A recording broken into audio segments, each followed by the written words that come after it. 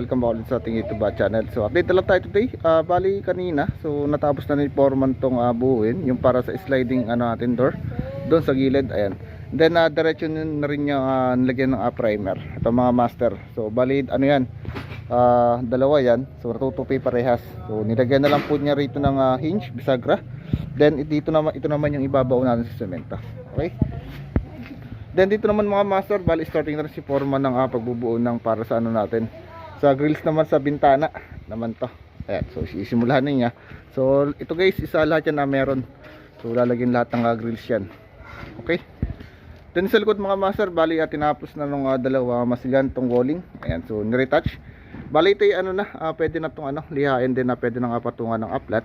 And then kasabay na rin isa 5S na rin tayo. So yung mga ginamit natin mga gamit dito, ayan, so doon na lahat tinambak yung mga tiles natin. Okay, so dito, ayan. So okay na, medyo malinis-linis na rin. Okay. Then ito sa loob mga master, bali yun. Continuation ako rito ng pagmamasilya. So bali second coating. So ito ay okay na. Bali ito ay niliha po. So okay na to. Then dito rin mga master, bali kinantuhan ko na rin yung ating rito. Ayan, so minasilyan na rin natin.